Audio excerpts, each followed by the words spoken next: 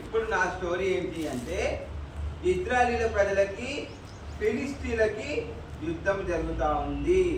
యుద్ధం జరుగుతున్నప్పుడు ఫిలిస్తీన్లలో ఒక పొడుగాటి మనిషి ఉన్నాడు. ఎవరు? పొడుగాటి మనిషి. ఎంత ఉన్నాడు? 6 మూరలు అంటే 6 ఫీట్ ఉన్నాడు. ఎన్ని ఫీట్స్ ఉన్నాడు? నువ్వు ఎంత హైట్ ఉన్నావు? నువ్వెంత హైట్ ఉంటావు? 5.9. అక్కడ ఆ ఫిలిస్తీన్లలో ఒకడున్నాడు. వాడు 6 ఫీట్ల హైట్ ఉన్నాడు. అంత హైట్లో ఉండి వాడు ఏమంటున్నాడు తెలుసా? మీలో ఒకరిని నన్ను ఓడించండి, మీలో ఒకరు వచ్చి నన్ను ఓడించండి అని ఇజ్రాయేలీలతో ఛాలెంజ్ చేస్తూ ఉన్నాడు. మీలో ఒకరు వచ్చి నన్ను ఓడించండి, మీరు నన్ను ఓడిస్తే, నా మీద గెలిస్తే మేమందరము మీకు దాసులుగా ఉంటామంటే మీ దగ్గరకు వచ్చేసి మీ దగ్గర పని చేస్తాము, మీ దగ్గర పనివారిగా ఉండిపోతామని వాడు ఛాలెంజ్ చేస్తూ ఉన్నాడు. ఆ ఛాలెంజ్ చేసిన వ్యక్తి ఎవరు అంటే గొలియాతు. ఎవరు? గొలియాతు. ఇంత హైట్లో ఉండి వాడు తల మీద కిరీటాన్ని అది పెట్టుకున్నాడు. యుద్ధం చేసేటప్పుడు ఏమేమి ఉంటాయి చెప్పండి? రక్షణ కవచం ఉంటుంది, చేతిలో బల్లెం ఉంటుంది, శిరస్త్రాణం ఉంటుంది కదా, అది పెట్టుకొని యుద్ధానికి రెడీగా ఉన్నాడు. బరువు ఉన్నాయి వానికి. ఆ యుద్ధానికి రెడీగా ఉండి ఇజ్రాయేలీలతో సౌలుతో ఛాలెంజ్ చేస్తున్నాడు. సౌలు రాజుతోటి నేను చెప్పాక ఇంతకుముందు సౌలు రాజు అని. ఆ సౌలు రాజుతోటి ఛాలెంజ్ చేస్తూ ఉన్నాడు. మీలో ఎవరైనా వచ్చి నాతో యుద్ధం చేయండి, నన్ను గెలిస్తే, నా మీద గెలిస్తే మీరు నా వైపు చూడాలి, కింద చూడద్దు. మరలా చెప్తున్నాను, మీరు కింది సైడ్ చూడద్దు. నేను ఓడిపోతే మీకు దాసులుగా వచ్చేస్తాం. మా ఫిలిస్తీన్లందరూ వచ్చి మీకు ఊడికం చేస్తారు, అంటే మీ దగ్గర బానిసలుగా ఉంటారు. ఒకవేళ నేను గెలిస్తే మీరు మాకు దాసులుగా ఉండాలి అని ఛాలెంజ్ చేస్తూ నిలబడ్డప్పుడు ఫిలిస్తీన్లందరూ ఏం చేస్తున్నారు తెలుసా? అంత హైట్లో ఉన్న గొలియాతుని చూసి, ఆ భారీ పర్సనాలిటీని చూసి భయపడి ఎవరి యుద్ధానికి వెళ్తలేదు. మన ఇజ్రాయేలీల ప్రజలు, దేవుని బిడ్డలు ఎవరు కూడా యుద్ధానికి వెళ్ళట్లేరు.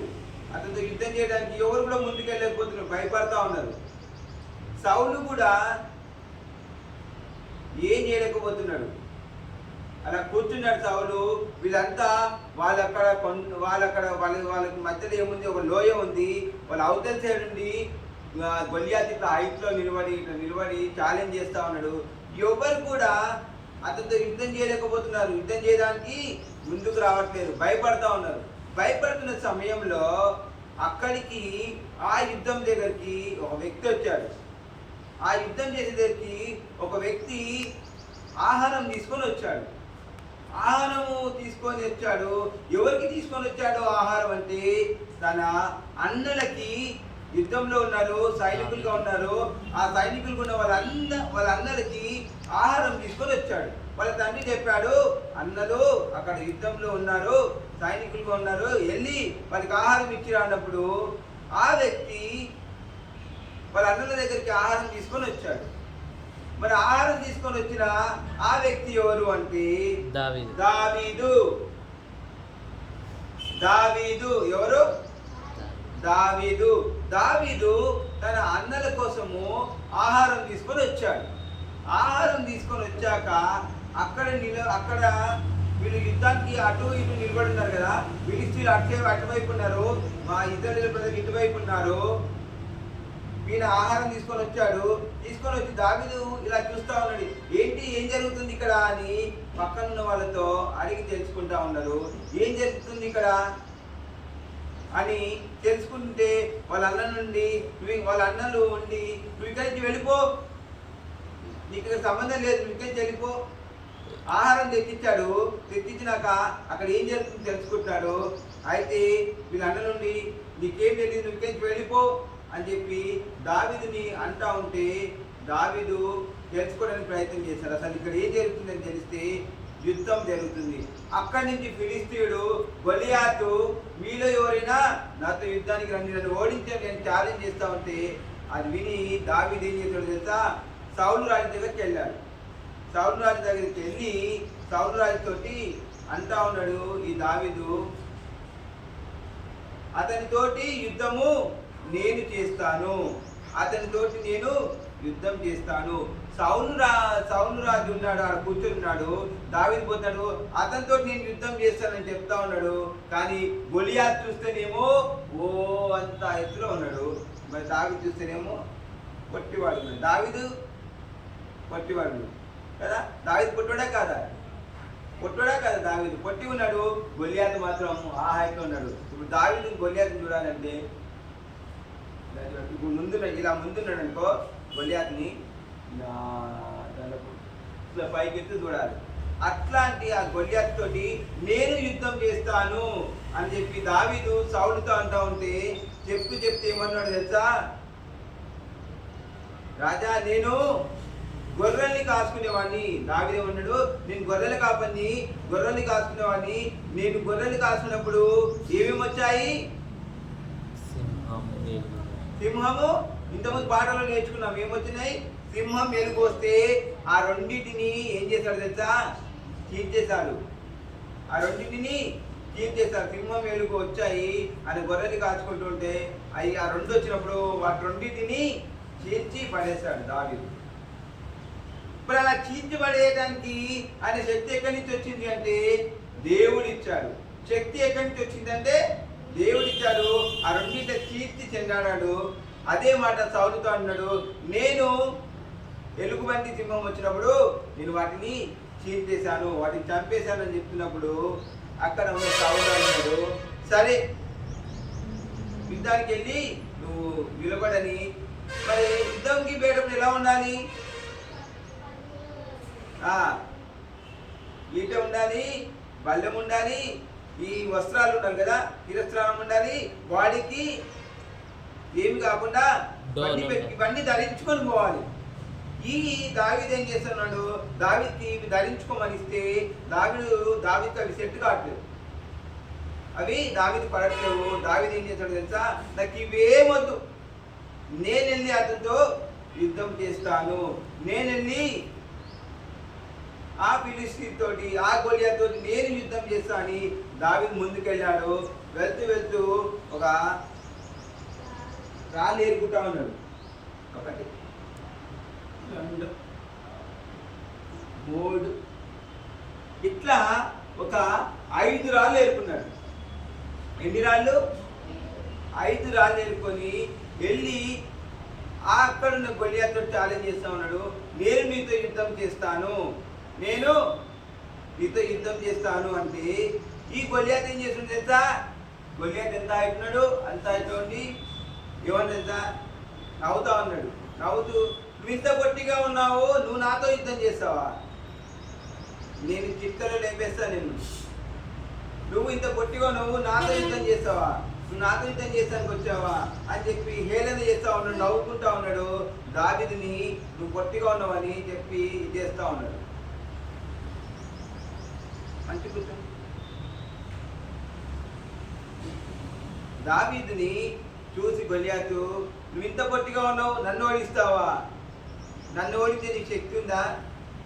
నన్ను ఎవడు ఓడించలేడు, నేను ఈజీగా లేపేస్తా. ఎందుకు?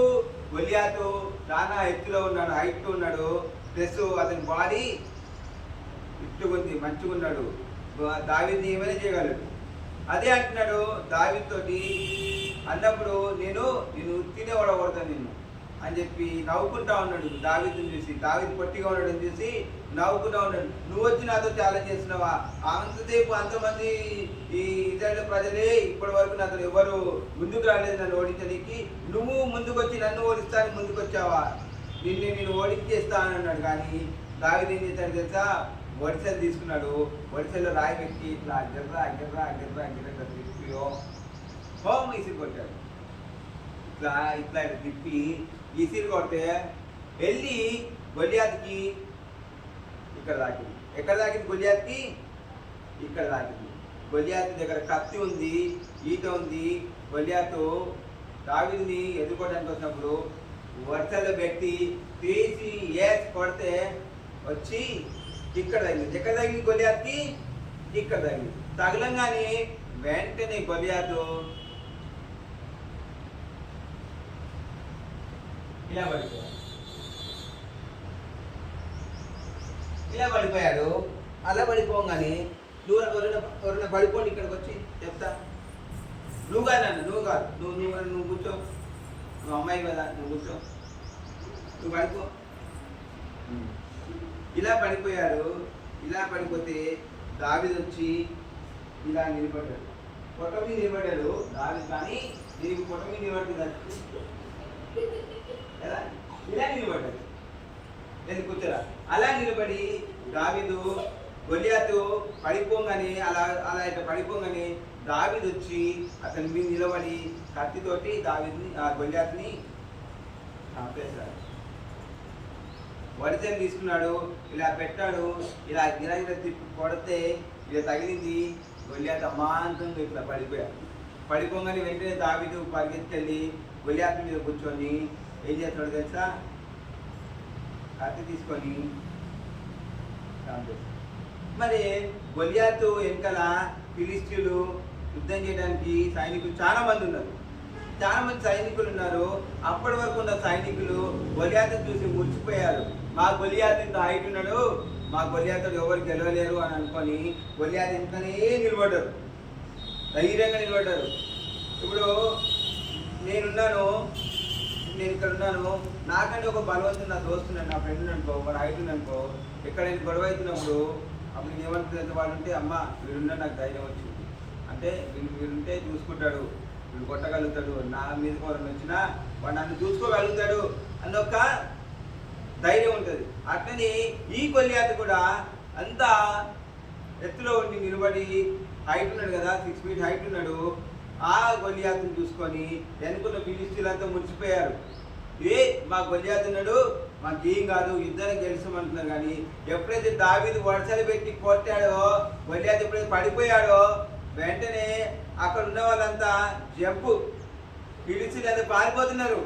రాము మమ్మల్ని చంపుతారని పారిపోతుంటే ఇజ్రాయేలు ప్రజలు ఫిలిస్టీయులను తరిమి చంపేస్తారు.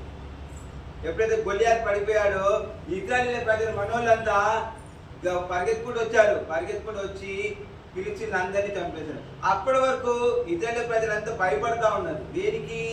గొలియాతు అంత హైట్లో ఉన్నాడు, ఎత్తులో ఉన్నాడు, వాము వాడు ఇంత బలకున్నాడు, వాటితో మనం యుద్ధం చేస్తాం నాయన అని చెప్పి భయపడుతూ ఉన్నారు. ఆ సమయంలో దావీదు అక్కడికి వచ్చాడు. దావీదు ఆ వార్తని విని వెళ్ళి సౌలుతో చెప్తా ఉన్నాడు, నేను సింహం ఎలుగు బట్టిని 2 కీర్తి చంపేశాను, నాకు అవకాశం నేనెంత అని సౌలు దగ్గర పర్మిషన్ తీసుకున్నాడు. సౌలు వెళ్ళమన్నాడు. వెళ్ళి దావీదు గొలియాతుని చంపేశాడు. దావీదు ఎప్పుడైతే గొలియాతుని రాయి పెట్టి కొట్టాడో పడిపోగానే అప్పటిదాకా పిరికి పంచేలాగా ఉన్న మన ఇజ్రాయేలు ప్రజలు పిరికిగా ఉన్నారు, యుద్ధానికి పోవడానికి భయపడ్డారు. అలాంటి మనకి ధైర్యం వచ్చేసింది. గొలియాతు ఎప్పుడైతే పడిపోయారో వెంటనే మనోళ్ళు పరిగెత్తుకుంటూ పోయి ఏం చేశారు? ఫిలిస్టీయులను చంపేశారు. మరి అప్పటి వరకు ఎవరు గొలియాతు వెనకాల ధైర్యంగా ఉన్న ఫిలిస్టీయులు ఏమైపోయారు? గొలియాతు పడిపోగానే అమ్ము ఇక అసలైన మహానుభావుడి ఎత్తుగా హైట్గా ఉన్న మా గొలియాతు చనిపోయాడు, మేమెంత ఇప్పుడు మా పరిస్థితి ఏంటని చెప్పిపోతుంది. ఇజ్రాయేలు వెంటబడి మరి ఫిలిస్టీయులని హతం చేశారు. మరి అంతటి శక్తిని దావీదుకు ఎవరిచ్చారు? దేవుడు ఇచ్చాడు. దేవుడికి యుద్ధము యెహోవాదే అన్నాడు. దావీదు నమ్మాడు, నేను గొలియాతుని ఓడగొట్టగలను, గొలియాతుని నేను ఎదుర్కోగలను అని. ఎందుకు నమ్మగలిగారు అంటే దేవుడు దావీదు పక్షంలో ఉన్నాడు. దావీదు ఏమంటాడు? దేవుడు నాకు సహాయం చేస్తాడు, దేవుడు నాకు తోడుకుంటాడు, దేవుడు నాకు విజయాన్ని ఇస్తాడని చెప్పి నమ్మాడు. శత్రువుల చేతుల నుండి నాకు దేవుడు విజయాన్ని ఇస్తాడు, రక్షిస్తాడని ఒక నమ్మకంతో దావీదు ముందుకెళ్ళిపోయాడు. దావీదు ముందుకెళ్ళి గొలియాతుతో ఛాలెంజ్ చేసి గొలియాతుని ఓడగొట్టాడు.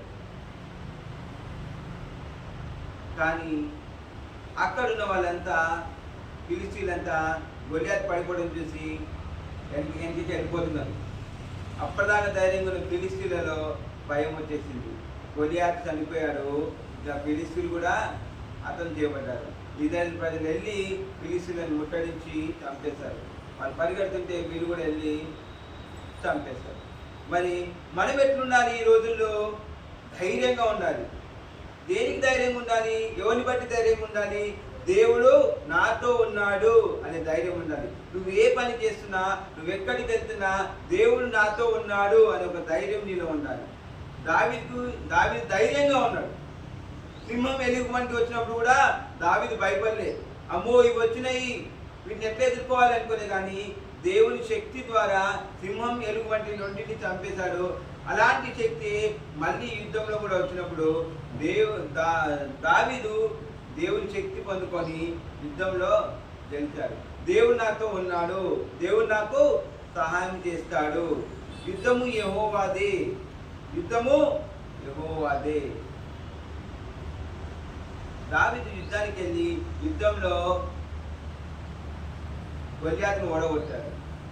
అంతటి శక్తిని దేవుడి దగ్గర నుంచి పొందుకున్నాడు. మరి నువ్వు నేను కూడా ఎలా ఉండాలి అంటే, ఎలా ఉండాలి? ధైర్యంగా ఉండాలి. మనం దేవుని శక్తిని పొందుకున్నది. నువ్వు ఏ పని చేసినా, నువ్వు ఎక్కడికి వెళ్తున్నా, ఇలాంటి సిచ్యువేషన్ ఉన్నా దేవుడు నాతో ఉన్నాడని నమ్మాలి. దేవుడు నాకు సహాయం చేస్తాడు, దేవుడు నన్ను గెలిపిస్తాడు, దేవుడు నాకు విజయాన్ని ఇస్తాడు. నువ్వు చదువుల్లో వెనుకబడుతున్నావేమో, ఆ చదువుల్లో దేవుడు నీకు విజయాన్ని ఇస్తాడు. ఎప్పుడు ఇస్తాడు తెలుసా? నువ్వు దేవుని ప్రేమిస్తే. నువ్వు దేవుని ప్రేమిస్తే. దావీదు దేవుని ప్రేమించాడు. దావీదు దేవునికి ఇష్టానుసారంగా జీవించాడు. దావీదు ఏం చేసేవాడు తెలుసా? గొర్రెలు కాస్తూ పాటలు పాడేవాడు. దావీదు గొర్రెలు కాస్తూ పాటలు పాడుతూ డాన్స్ చేస్తూ ఉండేవాడు. ఇంటికి వెళ్తూ డాన్సులు వేసుకుంటూ వెళ్తుండేవాడు తెలుసా? దావీదు గొర్రెలు కాసుకుంటూ దావీదు ఇంటికి వెళ్ళినప్పుడు మంచిగా ఇట్లా డాన్స్ వేసుకుంటూ ఉండేవాడు. ఇంటికి వెళ్ళేవాడు. ఇంకోటి తను ఇది కూడా కూడా వాయించేవాడు. ఎవరు? దావీదు కదా. మరి మనం ఎలా ఉండాలి? దేవునికి ఇష్టానుసారంగా ఉండాలి.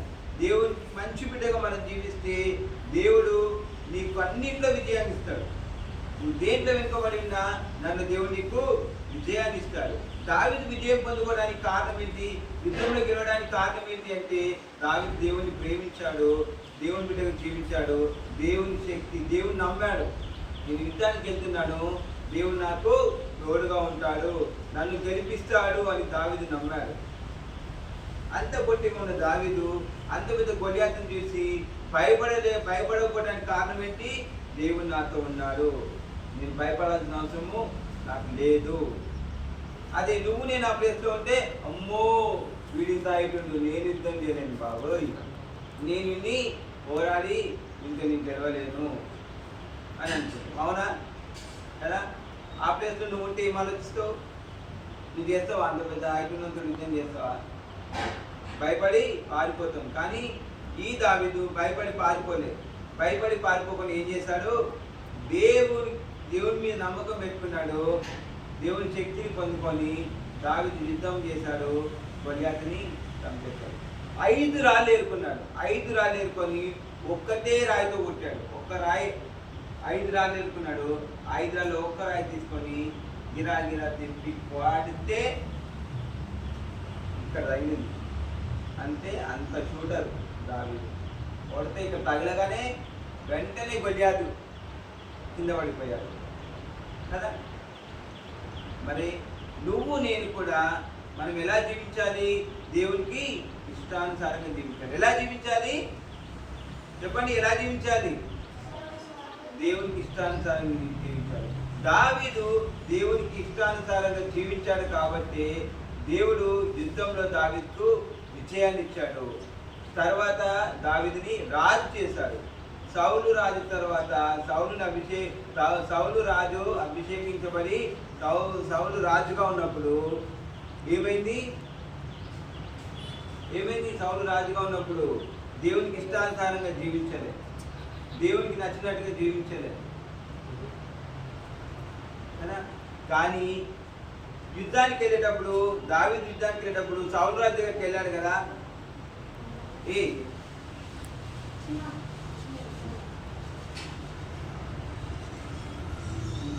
సౌలు రాజు దగ్గరికి వెళ్ళి దావీదు నేను యుద్ధం చేస్తానని అడిగాడు. నేను యుద్ధం చేస్తాను. అప్పుడు అందులో ఒక మాట ఉంటుంది, బైబిల్లో ఒక మాట ఉంటుంది. సౌలు రాజు ఏమన్నాడు తెలుసా? అసలు ఈ యుద్ధంలో ఫిలిస్తీయుని ఆ గొలియాతుని ఎవరైతే చంపేస్తారో, ఆ ఫిలిస్తీయులను ఎవరైతే చంపేస్తారో వాళ్ళకి నా ఆస్తిలో సగం ఇస్తా, అలాగే నా కూతుర్నిచ్చి పెళ్లి చేస్తా. ఏమన్నాడు? నా ఆస్తిలో సగం ఇస్తా, నా కూతుర్నిచ్చి పెళ్లి చేస్తా అన్నాడు. అప్పుడు మరి గెలిచింది ఎవరు? దావీదు గెలిచాడు. దావీదుకి చెప్పిన మాట సౌలు నిలబెట్టుకున్నాడు. ఏం చేశాడు? నిలబెట్టుకున్నాడు. ఏదైతే చెప్పాడో, నేను యుద్ధంలో గెలిచిన వాళ్ళకి నా ఆస్తిలో, ఫిలిస్తీయులను ఓడగొట్టిన వారికి నా ఆస్తిలో సగభాగము, అలాగే నా కూతురునిచ్చి వివాహం చేస్తానని చెప్పాడు. మరి దావీదు దేవుణ్ణి నమ్మాడు, దేవుని పైన ఆధారపడ్డారు. ఇజ్రాయేలు ప్రజలందరూ ఏం చేస్తున్నారు? సైనికులంతా నిలబడి యోధ్యం చూస్తూ ఉన్నారు.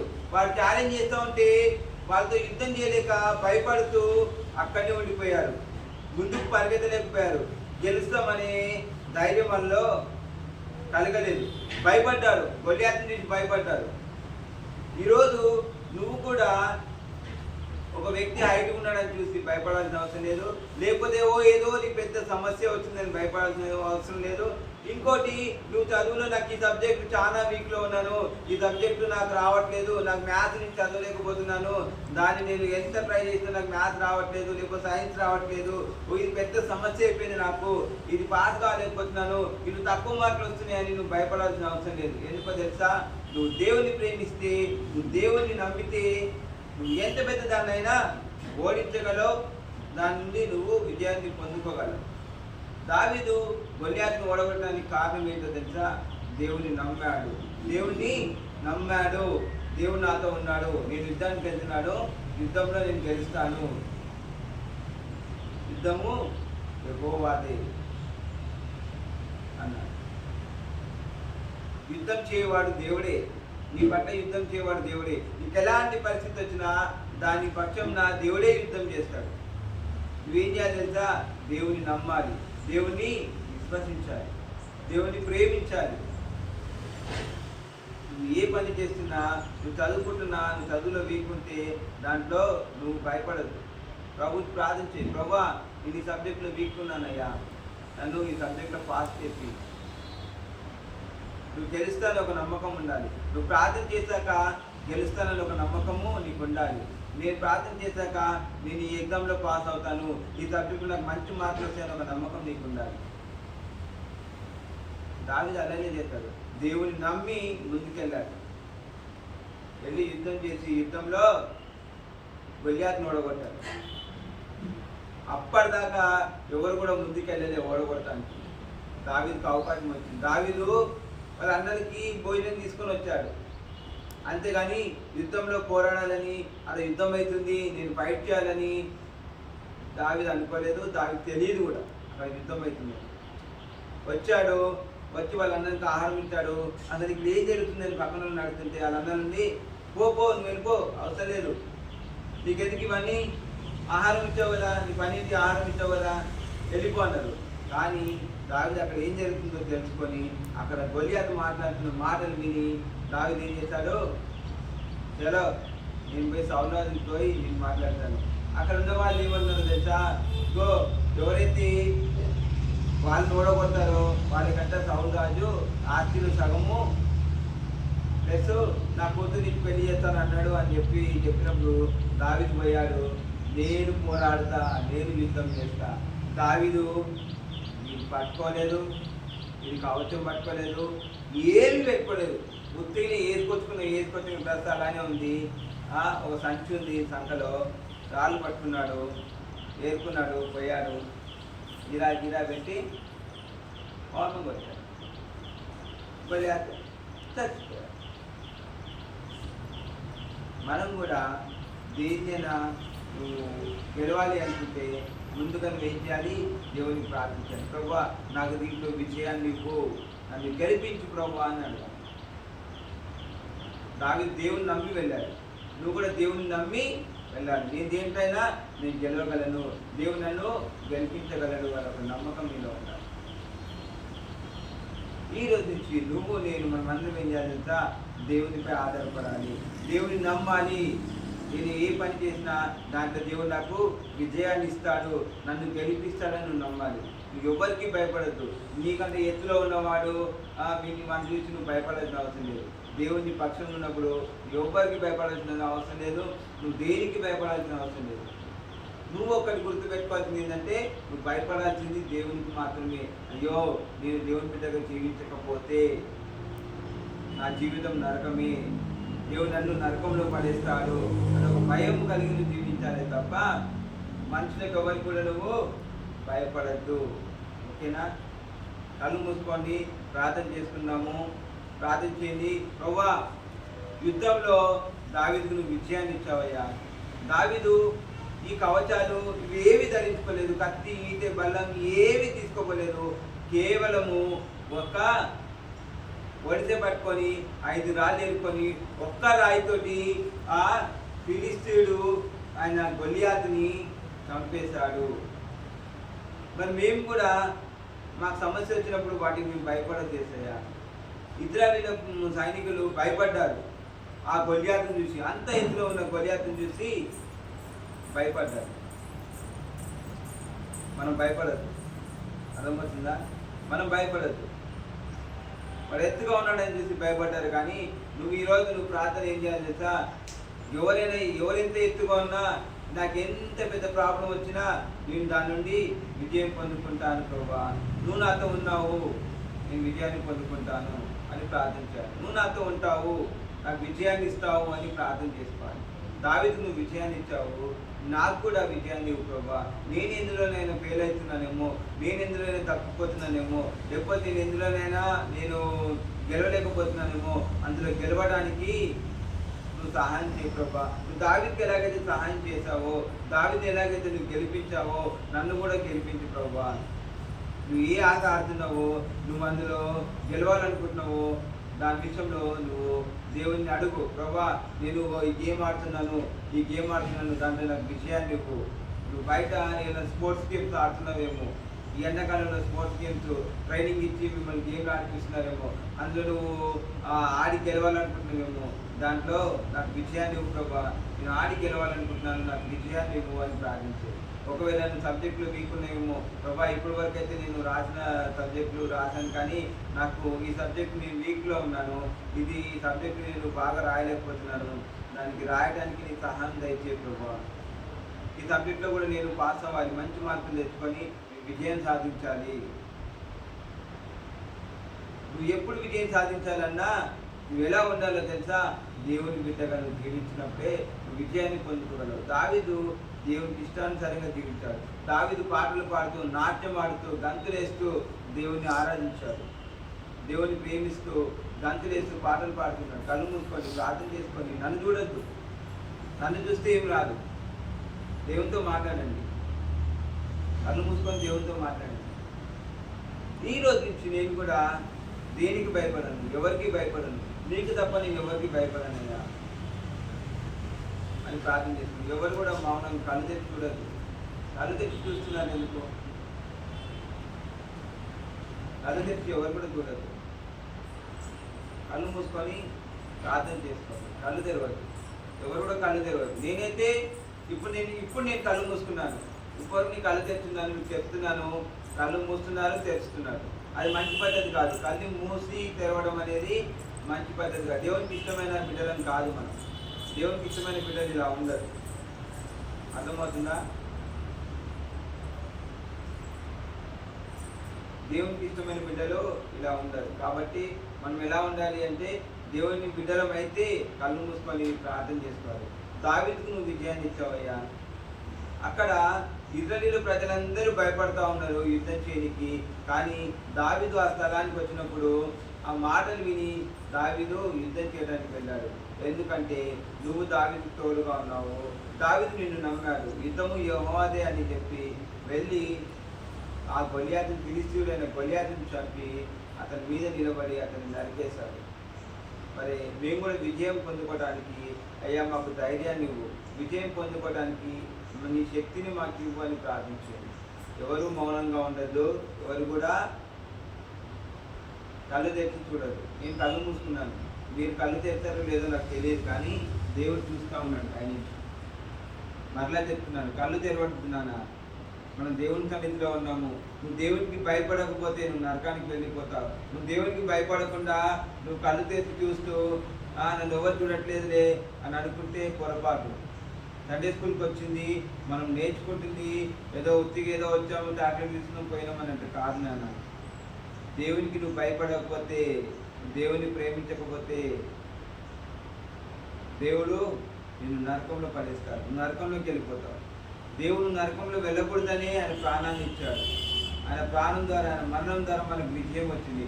పాపం నుండి మనకి దేవుడు విజయాన్ని ఇచ్చాడు. దావీదు ఎలాగైతే విజయం సాధించాడో, దేవుడు కూడా, యేసు ప్రభు కూడా మన పాపాల నుండి మనకి విజయాన్ని ఇచ్చాడు. ఆ పాప బంధకాల నుండి మనకి దేవుడు విజయాన్ని ఇచ్చాడు. మరి అలాంటి విజయాన్ని పొందుకుని మనము ఎలా ఉండాలి? దేవునికి ఇష్టానుసారంగా ఉండాలి. దేవుని కోసం ప్రాణం పెడితే, దేవుని కోసం రక్తం కారిస్తే, దేవుని కోసం శిలువలో వేలాడితే దానికి నువ్వు ఇచ్చే బహుమతి ఏంటి? దేవునికి నచ్చినట్టుగా జీవించాలి.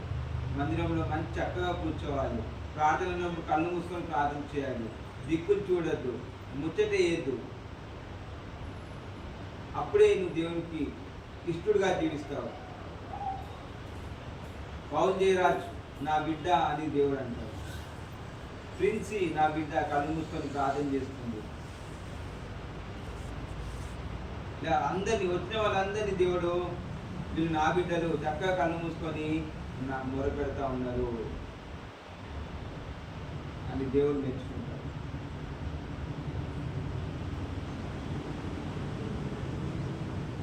ప్రార్థన చేసుకుందాం.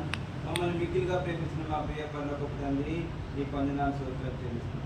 ఈ ఉదయకాల సమయంలో ప్రభువైనా మేము దావీదు గురించి మేము నేర్చుకున్నాం. అయ్యా, ఫిలిష్తీయుడైన గొలియాతు మాతో యుద్ధానికి రండి, మాతో యుద్ధానికి రండి, మీలో ఎవరైనా మమ్మల్ని గెలిస్తే, మమ్మల్ని ఓడిస్తే మీకు బానిసలుగా ఉంటాము అన్నారు. మరి అలాంటప్పుడు ప్రభువైనా ఇజ్రాయేలు సైనికులు ప్రభువైనా ఎవరు కూడా యుద్ధం చేయడానికి వెళ్ళలేదు, భయపడ్డారు. గొలియాతుని చూసి, గొలియాతు హైట్ని చూసి భయపడ్డారు. కానీ దావీదు భయపడలేదు. గొలియాతు అంత ఎత్తులో ఉండి దావీదు పొట్టిగా ఉన్నప్పుడు దావీదు ఎక్కడ కూడా భయపడకుండా, ఏ వస్త్రాలు ధరించుకోకుండా తను వేసుకొచ్చిన వస్త్రంతో వెళ్ళి ఒక వడిసె 5 రాళ్ళు తీసుకొని, ఒక వడిసె తీసుకొని అందులో పెట్టి తిప్పి గొలియాతుని చంపేశాడు. అంత గొప్ప శక్తిని మరి నువ్వు దావీదుకి ఇచ్చావయ్యా. మరి మాకు కూడా అంత గొప్ప శక్తిని మాకు ఇవ్వతండి. మేము ప్రతి దాన్ని మేము ప్రతి విషయంలో మేము గెలవడానికి నీ యొక్క శక్తిని మాకు ఇవ్వయ్యా. మేము నీ బిడ్డగా జీవిస్తాం. దావీదు నీ బిడ్డగా జీవించాడు. మరి ఇక్కడ ఉన్న ప్రతి ఒక్క చిన్న బిడ్డ కూడా ప్రభువైనా నీ బిడ్డగా జీవించాలి. నేను నీ బిడ్డగా జీవిస్తానయ్యా. బిడ్డలు ఎవరైతే తీర్మానం తీసుకుంటున్నారో, అవును ప్రభా నేను నీ బిడ్డగా జీవిస్తానయ్యా. దావీదు యుద్ధంలో గెలిపించావు, దావీదుని నన్ను కూడా గెలిపించు. నాకు కూడా నీ శక్తినివయ్యా యుద్ధంలో గెలవడానికి. ఏ విషయంలోనైనా, ఏ పనిలోనైనా నేను గెలవడానికి ఈ యొక్క శక్తిని నాకు ఇవ్వయ్యా అని ఎంతమంది అయితే ప్రార్థిస్తున్నారో ఆ బిడ్డల ప్రార్థన ఆలోచించి ప్రభువైనా వాళ్ళ జీవితంలో విజయాలు దయచేయండి అయ్యా. స్పోర్ట్స్ గేమ్స్ ఆడుతున్నారేమో, అందులో సెలక్షన్స్కి కోసం ఆడుతున్నారేమో, అందులో విజయాన్ని దయచేయండి. సెలెక్ట్ అవ్వడానికి సహాయం దయచేయండి అయ్యా. ఎగ్జామ్స్లో ప్రభువైనా రాశారు కానీ ఏదో ఒక సబ్జెక్టు వీక్ ఉన్నారేమో అయ్యా, ఆ సబ్జెక్టు తండ్రి దాంట్లో అయ్యా తండ్రి విజయాన్ని దయచేయండి ప్రభువైనా. ఆ సబ్జెక్టు మంచిగా అర్థం చేసుకునే వాళ్ళకి జ్ఞానాన్ని దయచేయండి ప్రభువైనా. ఆ సబ్జెక్టులో కూడా తండ్రి విజయాన్ని పొందుకోవడానికి నీకు కృపను దయచేయండి ప్రభువైనా. అని బట్టి నీకు వందనాలు తండ్రి. వచ్చిన ప్రతి బిడ్డని దీవించి ఆశీర్వదించండి. అలాగే ప్రభువైనా విన్న స్టోరీని మర్చిపోకుండా గుర్తుపెట్టుకోవడానికి ఆ బిడ్డలకి జ్ఞాపక శక్తి దయచేయండి. అలాగే తండ్రి మరొకసారి తండ్రి అడిగినప్పుడు చెప్పడానికి తండ్రి దాన్ని ఇంకా మంచిగా ఇంటికి వెళ్ళి తండ్రి దాన్ని ఆ స్టోరీని గుర్తుపెట్టుకోవడానికి, ప్రార్థన చేసుకోవడానికి ప్రభువైనా జ్ఞానాన్ని ఆ బిడ్డలకు అనుగ్రహించమని నజరేయుడైన యేసుక్రీస్తు నామమున అడిగి వేడుకొని ప్రార్థిస్తున్నాను కనుక తండ్రి. ఆమేన్. ఆమేన్.